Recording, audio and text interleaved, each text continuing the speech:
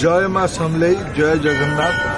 आज गोटे पवित्र दिन भारतीय गणतंत्र को दृढ़ करने बहुत पारदर्शी भाव निर्वाचन होची। भारत एटा षष्ठ फेज, ओडिशा रे एटा तृतीय फेज और सौभाग्य तृतीय फेज निर्वाचन में संबलपुर निर्वाचन मंडली लोकसभा और विधानसभा गुड़िकर भी निर्वाचन होची।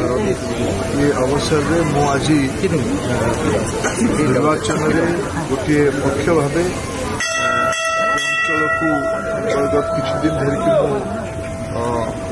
लोकों भितर अच्छी माँ का आशीर्वाद आज मुझे नापी आसी मत पूरा माँ आशीर्वाद लोक कल्याण हम यहाँ मोर पूरा दृढ़ विश्वास। गणतंत्र लोक मैंने सर्वाधिक संख्यार मतदान करते देश को एक शक्तिशाली देश करने आम राज्य को देश में एक नंबर राज्य करने माननीय प्रधानमंत्री नरेंद्र मोदी जो आह्वान देते जो निवेदन ओडिशावासी को करते और पूरा विश्वास ओडिशावासी से आशीर्वाद करेंगे। भारतीय जनता पार्टी सरकार दिल्ली रे हम, भारतीय जनता पार्टी सरकार ओडिशा रे हम, लोकंकर कल्याण हम, गरीब मानकर विकास हम, युवक महिला कृषक वंचित वर्ग लोक मैंने आहरी भलरे रहिबे एटा हमर दायित्व।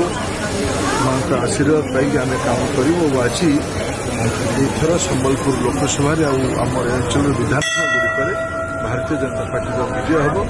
पुनर्बार भोटर भाई भौणी मानू निवेदन करी एबे भोट आरंभ होती घंटा समय भितर समय जो निर्वाचन मंडली अच्छी से निर्दिष्ट समय भितर समस्ते आसिक संख्याधिक भोट करते गणतंत्र को मजबूत करने अधिका संख्यार भोट करवा यहीटा ही 5 वर्ष गोटे पवित्र अवसर मिले। या माध्यम बहुत बड़ बड़ परिवर्तन हम देशर संपन्नता प्रगति विकास माध्यम ही भोट सर्वाधिक संख्यार भोट देवाई मो समस्त को निवेदन करुँ। माँ समलेई पाखे मोर अत्यंत भक्तिपूत प्रणाम भी जनाऊँ।